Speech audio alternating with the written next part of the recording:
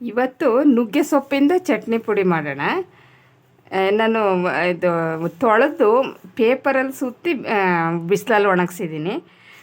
ಯಾಕೆಂದರೆ ನೀರಿನ ಇದೆಲ್ಲ ಹೋಗಲಿ, ನೀರಿನ ಅಂಶ ಇದ್ದರೆ ಸ್ವಲ್ಪ ಇಡೋಕ್ಕಾಗಲ್ಲ ಅಂತ ಅಷ್ಟೇ, ಇನ್ನೇನಿಲ್ಲ. ಅವಾಗವಾಗಲೇ ಉಪಯೋಗಿಸೋದಾದರೆ ಮಾಡ್ಬೋದು, ಏನು ತೊಂದರೆ ಇಲ್ಲ. ತುಂಬ ಒಳ್ಳೆಯದು, ಚೆನ್ನಾಗಿರುತ್ತೆ. ಅದೇ ಸ್ವಲ್ಪ ನೀರೆಲ್ಲ ಹೋಗಿದೆ. ಇವಾಗ ಇದಕ್ಕೊಂದು ಸ್ವಲ್ಪ ಇದೆಲ್ಲ ಹಾಕೊಂಡು ಫ್ರೈ ಮಾಡೋಣ, ಮೆಣಸಿನ್ಕಾಯಿ ಎಲ್ಲ. ಒಂದು 4-5 ಬ್ಯಾಡಗಿ ಮೆಣಸಿನ್ಕಾಯಿ,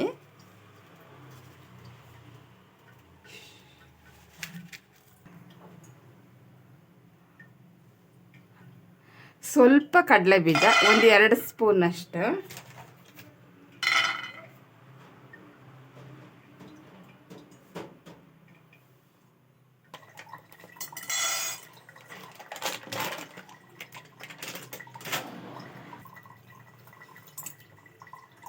ದೊಡ್ಡ ಸ್ಪೂನಷ್ಟು ಕಡಲೆಬೇಳೆ, ಒಂದು ದೊಡ್ಡ ಸ್ಪೂನಷ್ಟು ಉದ್ದಿನಬೇಳೆ,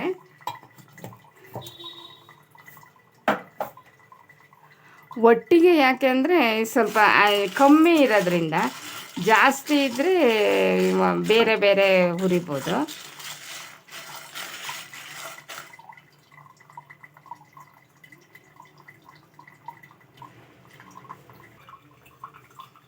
ಸ್ವಲ್ಪ ಹುಣಸೆ ಹಣ್ಣು ಇದಕ್ಕೆ ಹಾಕೋದು, ಯಾಕೆಂದರೆ ಚೆನ್ನಾಗಿ ಪುಡಿ ಆಗುತ್ತೆ ಅಂತ. ಇದು ಸ್ವಲ್ಪ ಡ್ರೈ ಆಗಿ ಇದೆ ಅಂದ್ರೂ ಸ್ವಲ್ಪ ಪುಡಿ ಆಗಲಿ ಚೆನ್ನಾಗಿ.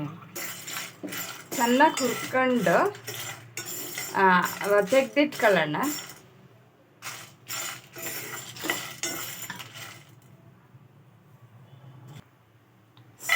ಸ್ವಲ್ಪ ಕೊಬ್ಬರಿ,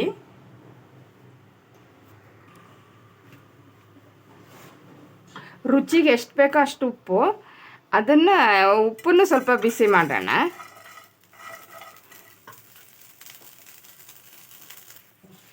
ಈಗ ಸೊಪ್ಪು ಹಾಕೊಳ್ಳೋಣ.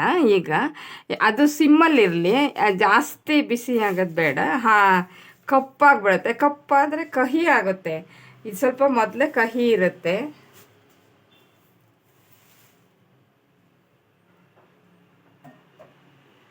ಸ್ವಲ್ಪ ಆ ಕಡೆ ಈ ಕಡೆ ಇದು ಮಾಡೋದಷ್ಟೇ, ಬಿಸಿ ಆಗಲಿ, ಬೆಚ್ಚ ಆದರೆ ಸಾಕು.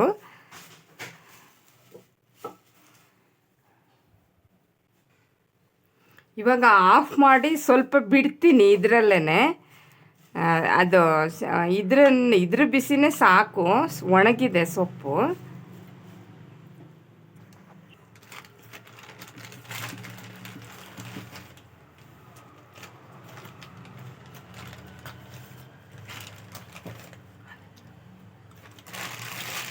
ಪುಡಿ ಮಾಡುವಾಗ ಬೆಲ್ಲ, ಆಮೇಲೆ ಸ್ವಲ್ಪ ಇಂಗು ಬೆಲ್ಲ ಕೊನೆಯಲ್ಲಿ ಹಾಕ್ಕೊಳ್ಳೋದು. ಅದೇ ಇಂಗೇನು ನಾನೇನು ಹುರಿಲಿಲ್ಲ, ಸ್ವಲ್ಪ ಪುಡಿ ಇದೆ, ಅದಕ್ಕೆ ಹುರಿಲೂ ಇಲ್ಲ, ಏನಿಲ್ಲ, ಅದೇ ಬಿಸಿ ಸಾಕು ಅದಕ್ಕೆ.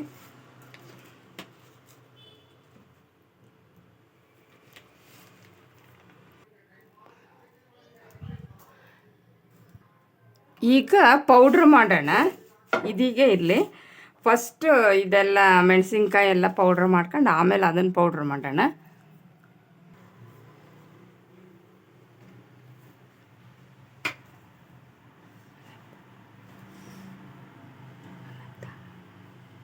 ಇದಕ್ಕೀಗ ಒಂದು ಒಗ್ಗರಣೆ ಮಾಡೋಣ.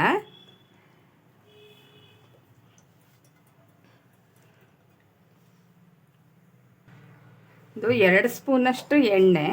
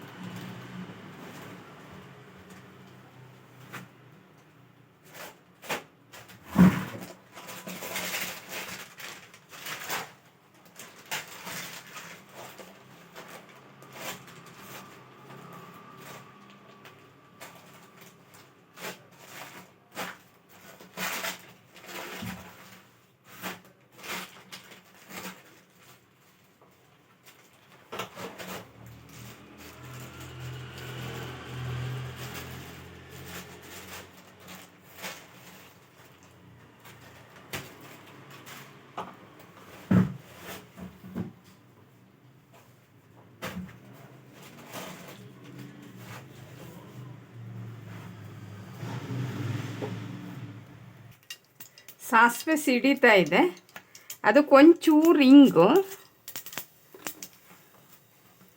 ಹಾಗೆಯೇ ಒಂದೇ ಒಂದು ಮೆಣಸಿನ್ಕಾಯಿ,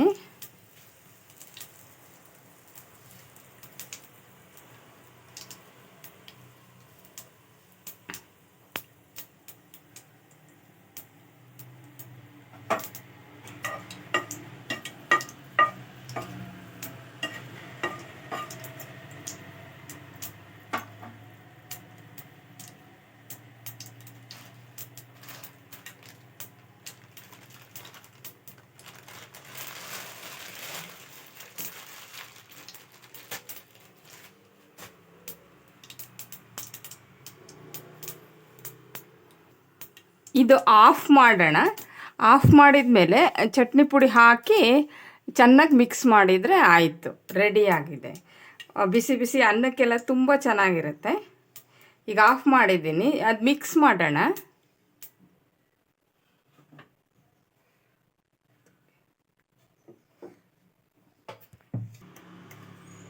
ತುಂಬ ನೈಸಾಗೇನು ಪೌಡ್ರ್ ಮಾಡಿಲ್ಲ, ಈ ಸ್ವಲ್ಪ ತರಿಯಾಗೇ ಇದೆ.